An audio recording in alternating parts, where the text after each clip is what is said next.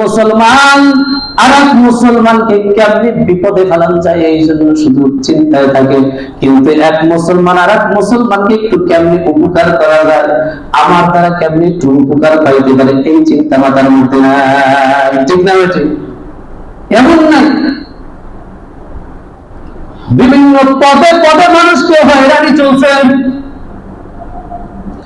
যদি কোন ব্যক্তি দেখবেন একটা মিথ্যা মামলায় গ্রেফতার হয়ে গেছে, এতদিন মামলা দেওয়ার খবর নাই, বিপদে পড়ার পরে দেখবেন মামলা বিপত্তি আছে। ঠিক না? সুযোগ পাইছে, আটকা পড়ছে, এখন মামলা শত শত তারা দিতে তাকাই। কারণ কি? এখন আটকা পড়ছে, বিপদে পড়ছে, বিপদে আরো ভালো। এইটা আপনারা না বুঝলেও আমরা মোল্লারা বুঝছি। এক একজন আলেম ওলামার প্রতি এতটাই নির্যাতন হয়েছে, এতটাই জুলুম হয়েছে, শত শত মিথ্যা মামলা দিয়ে আটকে রাখছে। এজন্য জবানের হেফাজত করা উচিত। ওয়াল্লাযীনা হুম আনিল লাগwi মুরিদুন, সফলকাম মুমিন তারা যারা জবানের হেফাজত করে, যারা কথা বলার সময় হিসাব করে কথা বলে, তারা সফলকাম মুমিন। আর যারা কথা দিয়ে মানুষকে বিপদে ফেলায়, মিথ্যা সাক্ষী দিয়ে মানুষকে বিপদে ফেলায়, এরা সফলকাম মুমিন না, এরা হলো মুনাফিক মুমিন। এরা হলো মুনাফিক, অন্যের ভালো সহ্য করতে পারে না।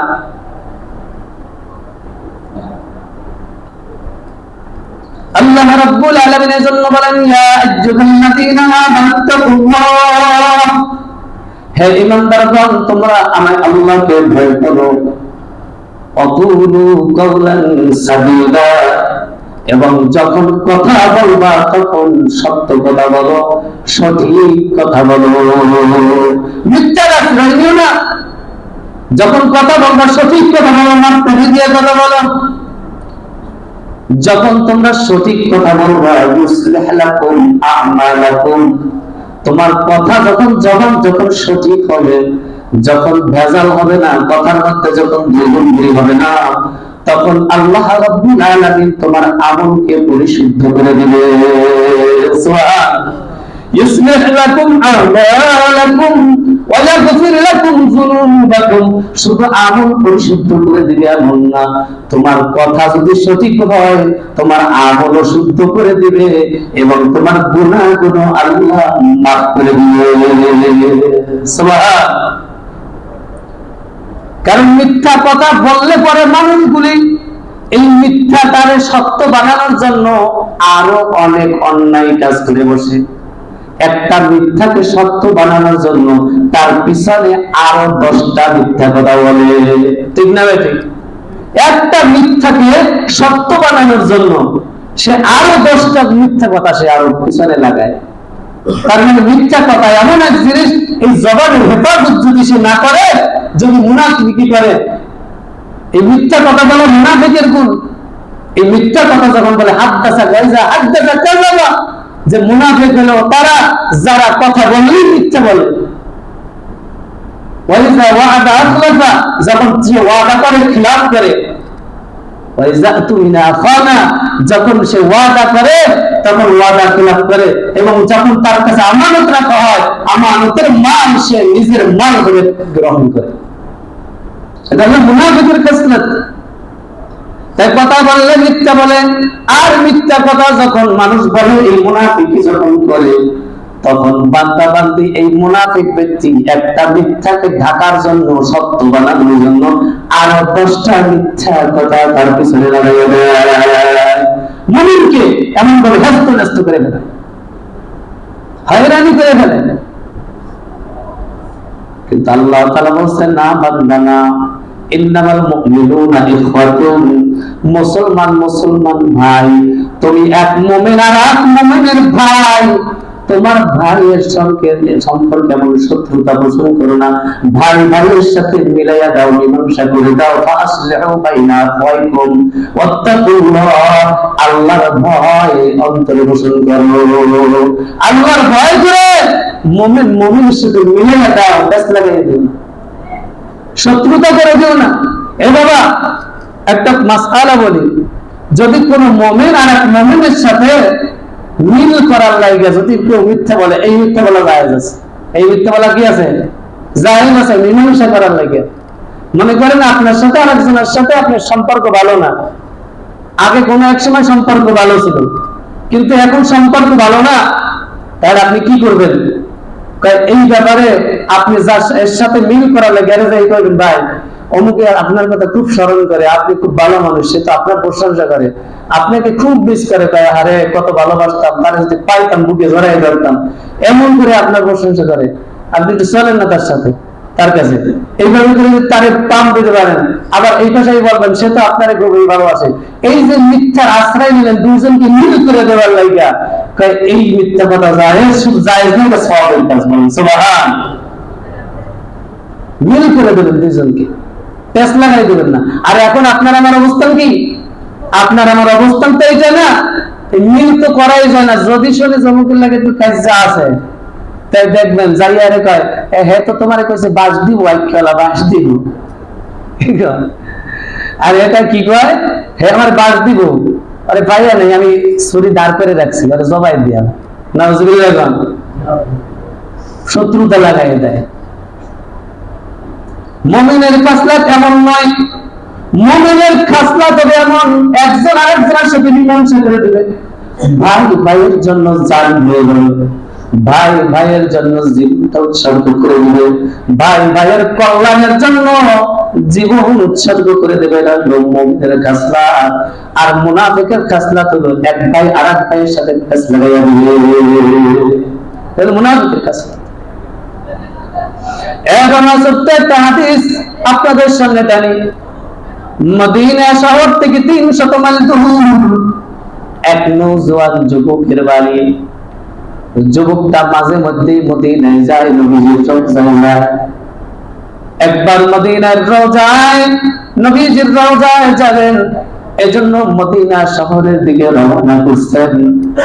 300 মাইল দূর থেকে ঘোড়া নিজের উট নিয়ে সওয়ার করতে শুরু করছেন। দীর্ঘ পথ যাওয়ার পর নওজোয়ান যুবক ক্লান্ত হইয়া একটা খেজুরের বাগানের ভিতরে উটটা বেঁধে নিজে একটু বিশ্রাম নিতেছেন। বিশ্রাম নিতে যাইয়া তিনি গাছের নিচে ঘুমায়া পড়ছেন। ঘটনাক্রমে তার উটটা রশি খুলে, রশি ছিঁড়ে বের হইয়া উটের বাগানে, ওই খেজুরের বাগানের মধ্যে চারা খেজুর গাছগুলা পাড়াইয়া পাড়াইয়া একটু নষ্ট করে ফেলছে। বাগানের মালিক দেখে একটা উট তার বাগানের চারাগুলো নষ্ট করছে। বাগানের মালিক রাগ হইয়া উটকে তাড়ানোর জন্য একটা পাথর ছুঁড়া মারছে। কি করছে? একটা পাথর ছুঁড়া মারছে। পাথরটা ঘটনা করে মাথার উপর পড়ে উটটা জায়গায় নিহত হয়ে গেছে। নওজোয়ান যুবক ঘুম থেকে জেগে দেখে তার উট পাওয়া যায় না। ঘুরে ঘুরে দেখে বাগানের মধ্যে উটটা মরে ঘুরে আছে। একজন বৃদ্ধ লোক উটের পাশে দাঁড়ানো। ও চাচা, আমার উট কে মারছে? লোকটা ডাক দেয়া বলে, ও নওজোয়ান, উট কার? বলে আমার। বলে আমার চারা, আমার ক্ষেত নষ্ট করছে। আমি রাগ করে আমি একটা ঢিল ছুঁড়ছি, একটা পাথর ছুঁড়ছি। আমি তাকে তাড়ানোর উদ্দেশ্যে, মারার উদ্দেশ্যে না। কিন্তু ঘটনা খারাপ, উটটা মারা গেছে, আমি আসলে ইচ্ছা করে মারি না। নওজোয়ান যুবক রাগ হয়ে গেছে, বহু দূরের সফর, আমি যদি এখন উট না পাই আমি কেমন করে এত দূর হাইটা যাব? আমার মাল সামান আমি এত দূর হাইটা যাওয়া সম্ভব না। রাগ হয়ে নওজোয়ান যুবক বিরুদ্ধে মাথার উপর একটা আঘাত করে বসছে। আঘাতের চোটে বৃদ্ধ লোকটা চাকায় মারা গেছে। নওজোয়ান যুবক মারা যাওয়ার পরে, যুবক ওই বৃদ্ধ মারা যাওয়ার পরে যুবকটা আফসোস করতেছে, হায় আল্লাহ, আমি কি করলাম? আমি বুঝতে পারি নাই এক আঘাতেই সে মারা যাবে। হায় আফসোস, আমি কি করলাম? আমি তো খুনি হয়ে গেলাম। আমি তো আল্লাহ তাআলার দরবারে খুনের আসামি হয়ে গেলাম। এমন করে আল্লাহর বান্দা আফসোস করে দাঁড়ায় আছে। দীর্ঘ সময় পর ওই বৃদ্ধের দুই নওজোয়ান যুবক ছেলে বাগানের মধ্যে ঢুকছে বাবার সন্ধানে। বাবা কেন এখনো বাড়িতে যায় না? আয়েশা দেখে বাবার লাশ আর একজন নওজোয়ান যুবক দাঁড়িয়ে আছে। ও নওজোয়ান যুবক, আমার বাবাকে কে হত্যা করছে? যুবক ডাক দেয়া বলে, ভাই আমি বুঝতে পারি নাই, আমি এইভাবে আঘাত করছি, আমার উট মারা গেছে, এই জন্য আমিও রাগ করে আঘাত করছি। সে মারা যাবে বুঝতে পারি না, এই ঘটনা ঘটে গেছে। এখন আমার যে বিচার হয় সেই বিচার করো, আমাকে আদালতে নিয়ে চলো। লোকটাকে, নওজোয়ান যুবককে দুই ভাই মিলে মদিনা মুনাওয়ারায় আমিরুল মুমিনিন হযরতে ওমর ফারুক রাদিয়াল্লাহু তাআলা আনহুর নিকটে নিয়ে হাজির। সুবহানাল্লাহ। ইয়া আমিরুল মুমিনিন, এই ঘটনা ঘটে গেছে, আমি ইচ্ছা করে তাকে মারি নাই, কিন্তু আমি আঘাত করছি, সে মারা গেছে। হুজুর, ইয়া আমিরুল মুমিনিন, আমার যে শাস্তি হয় আমাকে শাস্তি দেন, আমি এখন মার্ডার কেসের আসামি। ইয়া আমিরুল মুমিনিন, আমি দুনিয়ার মার্ডার কেসের আসামি হয়ে গেছি, আমার অপরাধের বিচার আমি দুনিয়ায় পাইতে চাই। কাল কিয়ামতের ময়দানে মাহশারে খুনের আসামি হইয়া রব্বে কারিমের দরবারে দাঁড়াইতে চাই না। ও আমিরুল মুমিনিন, আমার বিচার করে দেন, আমি দুনিয়ায় বিচার লইয়া যাইতে চাই। আমিরুল মুমিনিন বিচার করবেন। বিচারের ফয়সালা হয়েছে মৃত্যুর পরিবর্তে মৃত্যু, অর্থাৎ হত্যার পরিবর্তে হত্যা। কেসাস হয়েছে, তুমিও মৃত্যুদণ্ড হবে। এখন নওজোয়ান যুবককে ডাক দেওয়া, যুবককে অমুক তারিখে তোমার মৃত্যুদণ্ড হবে, তার নির্দিষ্ট তারিখ দিয়ে দিলেন। বলে, আমিরুল মুমিনিন, আমার অমুক তারিখে মৃত্যুদণ্ড হবে ঠিক, কিন্তু আমার একটা দাবি আছে। আমি গ্রামের মধ্যে, আমার এলাকার মধ্যে আমি ব্যবসা করি, ব্যবসা করতে গিয়া এক ইহুদির কাছে আমার কিছু ঋণ রয়েছে, আমার কাছে কিছু অর্থ সম্পদ, কিছু টাকা পয়সা ইহুদি পাবে।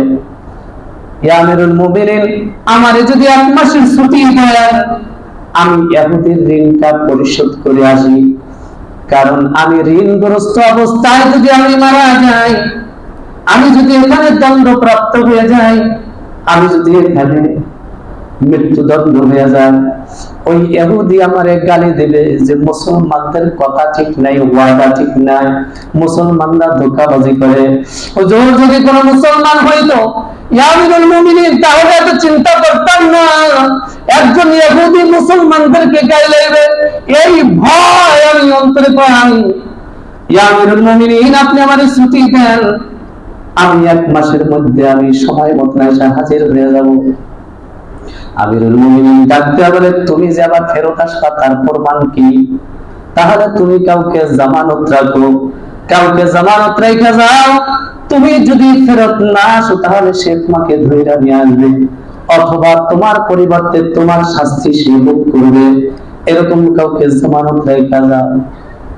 নওজোয়ান যুবক ডাক দেয়া বলে, আমিরুল মুমিনিন, এই মদিনায় আমার কোন আপন আত্মীয় নাই, আমার ভাই নাই। আমার যদি একটা জোরের ভাই থাকতো, আমার পরিবর্তে আমার ভাই জালিম হইতো। আমার বাবা থাকলে মদিনায় আমার বাবা আমার পক্ষে জালিম হইতো। আমার যদি কোনো নিকটতম কেউ থাকতো, আমার পক্ষে সে জালিম হইতো। আমিরুল মুমিনিন, আমার এখানে কোনো এরকম আপনজন নাই, তাহলে তোমাকে ছুটিও দেওয়া যাবে না, তোমাকে মৃত্যুদণ্ড কার্যকর করতে হবে। আমিরুল মুমিনিন তার মৃত্যুদণ্ড কার্যকর করবে, এমন সময় একজন সাহাবী দাঁড়িয়ে গেছে। সুবহানাল্লাহ। একজন সাহাবী দাঁড়িয়ে বলে, ইয়া আমিরুল মুমিনিন, রক্তের সম্পর্কের দরকার নাই, কোরআনের সম্পর্ক আছে, কোরআনের সম্পর্ক আছে, হাদিসের সম্পর্ক আছে, রক্তের সম্পর্ক দরকার নাই। আল্লাহর নবী বলেন, আল মুসলিমু আখুল মুসলিম, মুসলমান মুসলমানের ভাই। ইন্নামাল মুমিনুনা ইখওয়াতুন, মুমিন মুমিনের ভাই। ও আমিরুল মুমিনিন, রক্তের বন্ধন দরকার নাই, কোরআনের বন্ধন আছে। আমিরুল মুমিনিন, আমি দাঁড়িয়ে গেলাম, আমার ভাইয়ের জন্য আমি জামিন হয়ে গেলাম, আমার ভাইকে ছুটি দিয়ে দেন, সে 1 মাস পরে আসবে, তারপরে মৃত্যুদণ্ড কার্যকর হবে। আর আমার ভাই যদি না আসে তাহলে তার পরিবর্তে আমাকে মৃত্যুদণ্ড দেওয়া হবে। যে সাহাবীরা দাঁড়াইছে তার নাম হলো হযরতে আবু যর গিফারি রাদিয়াল্লাহু তাআলা। সুবহানাল্লাহ। এ বাবা, আবু যর গিফারি কেমন এক সাহাবী, যে জান্নাতের সুসংবাদ প্রাপ্ত সাহাবী, আসমানের সকল ফেরেশতারা তাকে চিনে। একবার আবু যর গিফারি হইতে যায়, জিবরাইল ডাক দিয়া বলে, ও পয়গম্বর, ওই যে দেখেন চাদর গুলাতে আবু যর গিফারি যাইতাছে। আল্লাহর হাবিব ডাক দিয়া বলে, আপনি কি আবু যরকে চেনেন? বলে, হুজুর শুধু আবু যরকে চিনি না, আবু যরকে শুধু আমি চিনি না, আসমানের সকল ফেরেশতারা আবু যরকে চেনে। সুবহানাল্লাহ। কেন কেন? কয় আবু যরের এমন কিছু গুণ আছে, এমন কিছু গুণ আবু যরের মধ্যে আছে যার কারণে আসমানের ফেরেশতারা চিনে। বলে, কি গুণ? আবু যর নিজেকে নিজে বড় ছোট মনে করে। আবু যর রাদিয়াল্লাহু তাআলা আনহু যখন প্রতিদিন ঘুমায়, সে সবাইকে মাফ করে দিয়ে ঘুমায়। আর আবু যর গিফারি নিজেকে এমন ছোট মনে করে যে আল্লাহ তাআলা যদি জাহান্নামে কাউকে দেয়, সেই মানুষটা মনে হয় আমি আবু যর। সুবহানাল্লাহ। নিজেকে নিজে ছোট মনে করেন। আর একটা গুণ আছে আবু যরের ভিতরে, আল্লাহর হাবিব বলেন আবু যরের মধ্যে আর একটা গুণ হলো এমন যে লিকাসরাতি তিলাওয়াতি সূরাতুল ইখলাস, সূরা ইখলাস নামে একটা সূরা আছে, যে সূরাটা একবার তেলাওয়াত করলে বলে 10 পারা কোরআনুল কারীম তেলাওয়াতের সওয়াব হয়। এই সূরাটা আবু যর গিফারি অনেক বেশি তেলাওয়াত করে, বলেন সুবহানাল্লাহ। যার কারণে আবু যরের মর্যাদা অনেক বেশি। আবু যর গিফারি রাদিয়াল্লাহু তাআলা যখন জিম্মাদার হয়ে গেলেন, কথা সংক্ষিপ্ত করে দেই, লোকটা 1 মাস পর এরপর নির্দিষ্ট টাইমে আসতেছেন, বিচার নেওয়ার জন্য মদিনায় রওনা করে আসতেছেন। শুক্রবার দিন জুমার নামাজের পরে তার বিচার হবে, মৃত্যুদণ্ড কার্যকর করা হবে। আবু যর রাদিয়াল্লাহু তাআলা আনহুর বাড়িতে খবর পৌঁছে গেছে, মসজিদে নববীতে আযান হয়ে গেছে, এখনো নওজোয়ান যুবক মদিনায় এসে নাই। আল্লাহর হাবিবের মসজিদ থেকে হযরতে আবু ওমর রাদিয়াল্লাহু তাআলা আনহু, হযরতে ওমর ফারুক রাদিয়াল্লাহু তাআলা আনহু লোক পাঠাইয়া দিয়েছে আবু যর গিফারির বাড়িতে, যাও যাইয়া বলো তোমার ভাই ফেরত আসে নাই, অতএব সুসজ্জিত হইয়া মৃত্যুদণ্ড কার্যকরের জন্য আইসা বলো। হযরত আবু যর গিফারির বাড়িতে যখন খবর পৌঁছে গেছে, এ বাবা, মদিনার মধ্যে কান্নার ঝড় পড়ে গেছে। একজন নির্দোষ মানুষের গলায় আজকে ফাঁসি ঝুলবে, একজন নির্দোষ মানুষকে আজকে ফাঁসির কাস্টে হাজির করা হবে, একজন নির্দোষ মানুষকে আজকে মৃত্যুদণ্ড দেওয়া হবে। এটা কোন সাহাবায়ে কেরাম মাইনা নিতে পারতেছে না। এ বাবা, এর নাম হলো মুমিন। এক মুমিন আরেক মুমিনের জন্য জীবন দিতে পারে, বলেন সুবহানাল্লাহ। ঠিক না? এটাই হলো মুমিন। ইন্নামাল মুমিনুনা ইখওয়াতুন। মুমিন মুমিনের ভাই, তারা এক মুমিন আর এক মুমিনের জন্য জান দিতে পারে। কিন্তু আজকে কি সেই গুণ আছে? আবু যর গিফারি সুসজ্জিত হয়ে মসজিদে চলে আসে, নামাজ শেষ, জুমার নামাজ শেষ। আবু যর গিফারিকে মৃত্যুদণ্ড দেওয়া হবে। কাঠ দ্বারা উঠানো হইতেছে, জল্লাদ সামনের দিকে আগায়, আর হাত কাঁপতেছে, জল্লাদের চোখ দিয়েও পানি পড়ে। আবু যর ডাক দিয়া বলে, ও জল্লাদ, তুমি কেন কান্না করো? তোমার চোখে কেন পানি? তুমি তো মানুষকে মৃত্যুদণ্ড দাও, তোমার তো পাষাণ হৃদয়, তুমি কেন কান্না করো? জল্লাদ ডাক দিয়া বলে, আবু যর শোনো, এতদিন মৃত্যুদণ্ড কার্যকর করছি অপরাধীর ব্যাপারে, আর আজকে মৃত্যুদণ্ড কার্যকর করতেছি একজন জান্নাতি সুসংবাদ প্রাপ্ত মানুষের ঘরে। এটা আমি সহ্য করতে পারি না। কেমন করে আমি একজন জান্নাতি মানুষকে মৃত্যুদণ্ড দিব? আমি এই জন্য কান্নায় ভেঙে পড়ছি। আবু যর গিফারি সামনের দিকে যায়, আর জল্লাদ সামনের দিকে যায়, সবাই চোখে পানি জার জার হয়ে কান্না করে। এমন সময় দেখা যায় কে যেন মদিনার ভিতরে বালুর ঝড় উঠে আসতেছে। ডাক দেয়া বলে, একটু অপেক্ষা করেন। লোকজন ডাকতে পারে, একটু অপেক্ষা করেন, দেখি না কে বালু ঝড় হয়ে মদিনার ভিতরে ঢুকতেছে। দেখে একটা সেই লোকটা মৃত্যুদণ্ডের রাস্তায় আসামি, সে আয়েশা হাজির।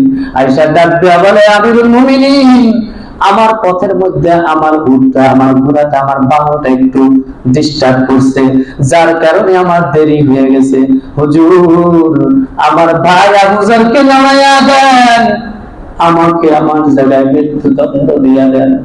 যখন ভাইকে, নওজোয়ান যুবককে যখন মৃত্যুদণ্ড দেওয়ার জন্য দাঁড় করাইছে, আদালতে যখন দাঁড় করাইছে, কাঠগড়ায় যখন দাঁড় করাইছে, মৃত্যুদণ্ড কার্যকর হয়ে যাবে, এমন সময় ওই দুই নওজোয়ান যুবক, যার বাবার হত্যার জন্য বিচার নেওয়ার জন্য হাজির হয়েছে, নওজোয়ান দুই যুবক ডাক দেয়া বলে, আমিরুল মুমিনিন, আমার ভাইকে কাঠগড়া থেকে নামাইয়া দেন।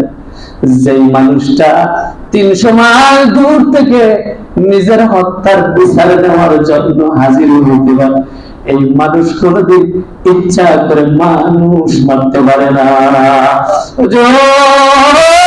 আমার ভাইকে নামাইয়া দেন, আমার ভাইকে বুকে নিয়ে নিজের ভাই বানাইয়া বাড়িতে নিয়ে যান। যেই মানুষটা 300 মাইল দূর থেকে নিজের হত্যার বিচার নেওয়ার জন্য আসতে পারে, আল্লাহ পাকের আদালতে দাঁড়াইবার জন্য যেই মানুষটা ভয় করে, এই মানুষটা কোনদিন খুনি হইতে পারে না। ইন্নামাল মুমিনুনা ইখওয়াতুন ফাআসলিহু বাইনা আখাওয়াইকুম ওয়াত্তাকুল্লাহা লাআল্লাকুম তুরহামুন। বাবারে ভাই ভাইয়ের জন্য মীমাংসা করে দাও, পাস লাগাইও না, তাহলে আল্লাহ তাআলার রহমত প্রাপ্ত হইবা। আর আল্লাহ তাআলার ভয় অন্তরের মধ্যে লালন করিয়া ভাই ভাইয়ের জন্য আপন হয়ে যাও। আল্লাহ রাব্বুল আলামিন আল্লাহ আয়াতের মধ্যে বলেন, ওয়া আম্মা মান খাফা মাকাম রাব্বিহি ওয়া নাহান নাফসা আনিল হাওয়া ফাইন্নাল জান্নাতা হিয়াল মাওয়া। যে ব্যক্তি আল্লাহকে ভয় করিয়া আল্লাহর আদালতে দাঁড়াইবার দিনটাকে যে ব্যক্তি ভয় করে আর গুনাহ থেকে বিরত থাকে, আল্লাহ রাব্বুল আলামিন তাকে জান্নাতুল মাওয়া সুসংবাদ দিয়েছেন। তাহলে কি হবে? খাঁটি মুমিন হবো। কি হবে? খাঁটি মুমিন, মুমিন কি কষ্ট দেয় না। আল মুসলিমু মান সালিমাল মুসলিমুনা মিন লিসানিহি ওয়া ইয়াদিহি। খাঁটি মুমিন হলো ওই ব্যক্তি যার হাত ও মুখ হইতে অপর মুসলমান নিরাপদ থাকে। আর খাঁটি মুনাফিক হলো ওই ব্যক্তি যার মুখ থেকে হাত থেকে মুসলমান কষ্ট পায়। মুসলমান শান্তি দেখলে, মুসলমানের কল্যাণ দেখলে তার দুঃখ লাগে, আর মুসলমানের কষ্ট দেখলে তার শান্তি লাগে। এটা হলো মুনাফিক। আর মুমিনের দুঃখ কষ্টে যে ব্যক্তি ব্যথিত হয়, মুমিনের শান্তি দেখলে যার অন্তরে শান্তি পায়, এটা হলো মুমিন। আমরা মুমিনের গুণ অর্জন করব, মুনাফিকের গুণ নয়। আল্লাহ তাআলা আমাদেরকে খাঁটি মুমিন হওয়ার তৌফিক দান করুন।